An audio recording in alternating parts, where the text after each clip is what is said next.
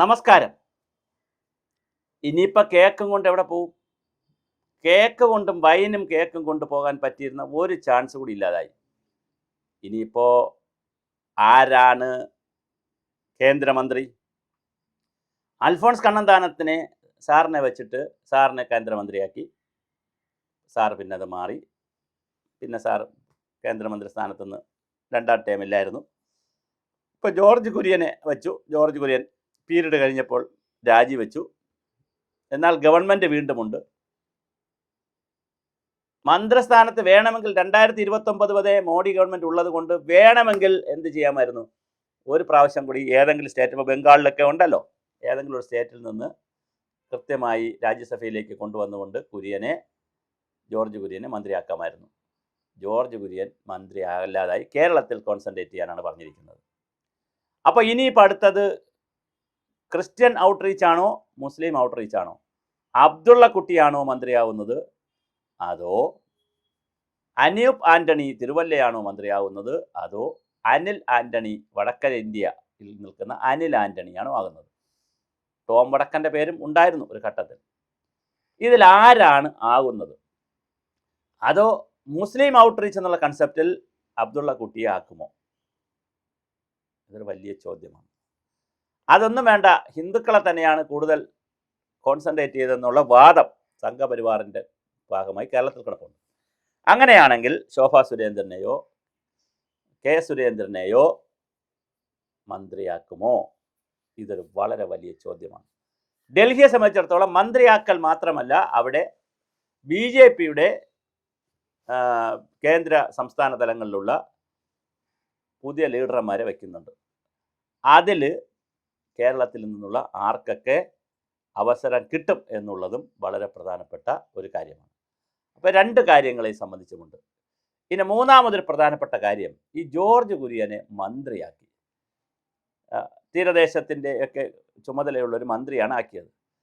പക്ഷെ എന്ത് സ്ഥാപനമാണ് കേരളത്തിൽ കൊണ്ടുവന്നത്?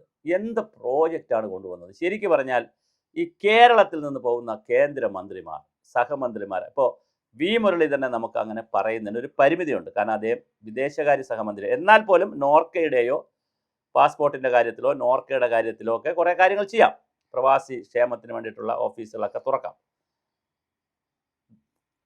സുരേഷ് ഗോപി സംബന്ധിച്ച് കുറച്ചുകൂടെ സാധ്യതകളുണ്ട്. CSR ഫണ്ടൊക്കെ കൊണ്ടുവന്നുകൊണ്ട് കുറേ കൂടി സാധ്യതകൾ കേരളത്തിന് വിവിധ ജില്ലകളിൽ സാധ്യതകളുണ്ട്. തൃശ്ശൂരിൻ്റെ മന്ത്രിയല്ല അദ്ദേഹം, കേരളത്തിൻ്റെ മന്ത്രിയാണ്. എന്നാൽ ജോർജ് കുര്യനെ സംബന്ധിച്ചിടത്തോളം അദ്ദേഹം എന്ത് ചെയ്തു കേരളത്തിന്? ഇവർ കാലാകാലങ്ങളായി ഇവിടെ നിന്ന് മന്ത്രിമാരായി പോയതിനു ശേഷം കേരളത്തിന് വേണ്ടി ഒരു ലാൻഡ് മാർക്ക്, ഇപ്പോൾ ജോർജ് കുര്യൻ മന്ത്രിയായിരുന്നപ്പോൾ ചെയ്തതാണ് എന്ന് പറയാൻ ഒരു ലാൻഡ് മാർക്ക് എന്താണ് ഇവർ ചെയ്തത്? ഒന്നും ചെയ്തില്ല. എന്നിട്ട് ഇവർക്ക് ഇവിടെ കേരളത്തിലെ വോട്ട് പിടിക്കണം, അങ്ങനെ പിടിക്കണം, ഇങ്ങനെ പിടിക്കണം എന്ന് പറഞ്ഞുകൊണ്ട് ഓടി നടക്കുന്നതല്ലാതെ ഒരു കാര്യവും ചെയ്തില്ല എന്നുള്ളത് വളരെ ഗുരുതരമായ ഒരു പ്രതിസന്ധിയാണ്, ഒരു പ്രശ്നമാണ്. തീർച്ചയായിട്ടും അടുത്തിന് കേക്കുമായും വൈനുമായും അരമനകളിൽ പോകാൻ വലിയ ബുദ്ധിമുട്ട് വരും. അല്ലെങ്കിൽ അനിൽ ആൻ്റണിയെ ആക്കണം, അല്ലെങ്കിൽ അനൂപ് ആൻ്റണിയെ ആക്കണം. ഒരു ക്രിസ്തീയ നാമധാരിയെ തന്നെ വീണ്ടും ആക്കിയാൽ മാത്രമേ പോകാൻ കഴിയും. പക്ഷെ ആക്കിയിട്ട് എന്ത് കാര്യം? അനിൽ ആൻ്റണി വളരെ ചെറുപ്പമാണ്, അനൂപ് ആൻ്റണിയും വളരെ ചെറുപ്പമാണ്, രണ്ടുപേരും ചെറുപ്പമാണ്.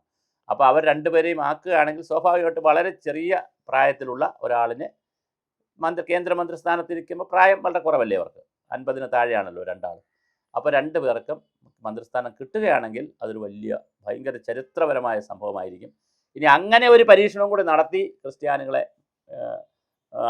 അടുത്ത് നിർത്താനായിട്ട് BJP ശ്രമിക്കുമോ എന്ന് മാത്രമാണ് അറിയേണ്ടത്.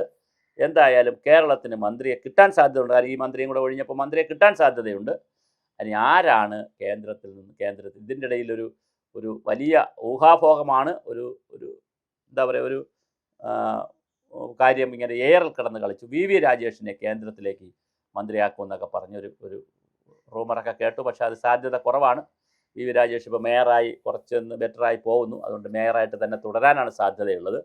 എന്തായാലും കേന്ദ്രത്തിൻ്റെ ഈ പരിപാടി കേരളത്തിൽ ക്രിസ്ത്യാനികളെ പിടിക്കാനും മുസ്ലിങ്ങളെ പിടിക്കാനും ഈ ഒരു മന്ത്രിസ്ഥാനം വെച്ചതുകൊണ്ടോ അല്ലെങ്കിൽ അങ്ങനത്തെ കാര്യങ്ങൾ ചെയ്തതുകൊണ്ടോ മാത്രം കഴിയില്ല എന്നുള്ള യാഥാർത്ഥ്യവും അതിന് ചെയ്യേണ്ടുന്ന മറ്റൊരുപാട് ഘടകങ്ങൾ, ഇപ്പോൾ FCRA പോലുള്ള കാര്യങ്ങളൊക്കെ വലിയ പ്രതിഷേധമായിരിക്കും വരാൻ പോകുന്നത്.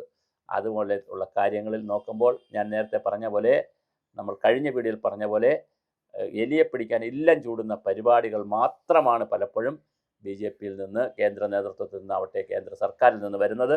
അല്ലാതെ കാര്യകാരണ സഹിതത്വം ഫാക്ച്വലായിട്ടുള്ള കറക്ഷൻസ് അല്ല പലപ്പോഴും വരുന്നത്. അതുകൊണ്ട് തന്നെ അഡമൻ്റായിട്ട് അടച്ച് പരിപാടി ചെയ്ത് കേരളത്തെ പിടിക്കാമെന്ന് വിചാരിക്കുന്നത് അത്ര എളുപ്പമല്ല. ബംഗാളിനെ പിടിക്കാൻ പറ്റുമായിരിക്കും, ത്രിപുര പിടിച്ചു, ഇനി പഞ്ചാബ് പിടിക്കുമായിരിക്കും, മറ്റെല്ലാ സ്റ്റേറ്റും പിടിക്കുമായിരിക്കും. പക്ഷേ തമിഴ്നാടും കേരളവും അങ്ങനെ അത്ര എളുപ്പമല്ല പിടിക്കാൻ. തമിഴ്നാടിൻ്റെ പ്രശ്നം അവിടെ ഞാൻ ഈ പറഞ്ഞ പോലെ അവിടെ ഈ ദ്രാവിഡ കഴകവുമായി ബന്ധപ്പെട്ട ഒരുപാട് വിഷയങ്ങളും ഒരുപാട് വൈകാരികതകളൊക്കെ ഉണ്ട്. അതുകൊണ്ട് തമിഴിൽ നിന്നല്ലാതെ പ്രധാനപ്പെട്ട ഒരാളിൽ നിന്ന് പൊക്കിയെടുത്തുകൊണ്ട് പോകാൻ BJP-ക്ക് കഴിയില്ല. പൊക്കിയെടുത്താലും അവർ അത് അംഗീകരിക്കണമെന്നില്ല. കേരളത്തിൻ്റെ ഡെമോഗ്രഫി എൻറ്റയർലി ഡിഫറൻ്റ് ആണ്. വ്യത്യസ്തമായൊരു ഡെമോഗ്രഫിയാണ് ഇവിടെ ഉള്ളത്. ഇവിടുത്തെ ജോഗ്രഫിയും തന്നെ വ്യത്യസ്തമാണ്, ഇവിടുത്തെ കൾച്ചർ വ്യത്യസ്തമാണ്. ഈ ഒരു ഡൈവേഴ്സിറ്റിയിൽ കൃത്യമായി BJP-ക്ക് പിടിക്കണമെങ്കിൽ ഈ തക്കിട തരികിട പരിപാടികൾ കൊണ്ട് കഴിയില്ല. അതുകൊണ്ട് കേക്ക് വാങ്ങി ഇനി വച്ചേക്കുക. കഴിഞ്ഞ പ്രാവശ്യം തന്നെ കേക്ക് കൊണ്ടുപോയില്ല, അതിന് മുമ്പാണ് കേക്ക് വൈനുമായിട്ടൊക്കെ പോയത്. പക്ഷേ നടക്കത്തില്ല. ജനലക്ഷങ്ങൾ ഇവിടെ ഉണ്ട്. ഇപ്പോൾ ആയിരക്കണക്കിന് ആളുകൾ, ജനലക്ഷങ്ങൾ കേരളത്തിലുണ്ട്. അവരെ കാണും. ഇപ്പോൾ കോസ്റ്റൽ ഏരിയ എടുത്തു കഴിഞ്ഞാൽ, അല്ലെങ്കിൽ മലനാട് എടുത്തു കഴിഞ്ഞാൽ അവരുടേതായ പ്രശ്നങ്ങളുണ്ട്. റബ്ബറുമായി ഒരു റബ്ബർ ബോർഡൊക്കെ ഇവിടെ ഉണ്ട്. എന്തുകൊണ്ട് റബ്ബർ അധിഷ്ഠിതമായ ഒരു വ്യവസായത്തെക്കുറിച്ച് കേരളത്തിൽ കേന്ദ്ര ഗവൺമെൻറ് ചിന്തിക്കുന്നില്ല? കൃത്യമായി ആയിരക്കണക്കിന് പേർക്ക് ജോലി കൊടുക്കാൻ പറ്റും. വളരെ കൃത്യമായി കേരളത്തിലെ റബ്ബർ കർഷകർ രക്ഷപ്പെടുകയും ചെയ്യും. ഈ റബ്ബർ ബോർഡ് മാത്രം പോരാ, താങ്ങുവില കൊടുത്തതുകൊണ്ട് മാത്രം നിൽക്കുന്നതല്ല, റബ്ബർ അധിഷ്ഠിത ഉൽപ്പാദനം കേരളത്തിൽ നടത്തണം. അപ്പോൾ ആ ഉൽപ്പാദനം നടത്തി സ്വാഭാവികമായിട്ട് കോട്ടയം, ഇടുക്കി, പത്തനംതിട്ട ഭാഗങ്ങളിൽ എവിടെയെങ്കിലും കൃത്യമായ ഈ റബ്ബർ ബോർഡിൻ്റെ റബ്ബർ കൊണ്ടുള്ള ഒരു ഉൽപ്പാദന ഫാക്ടറി തുടങ്ങണം.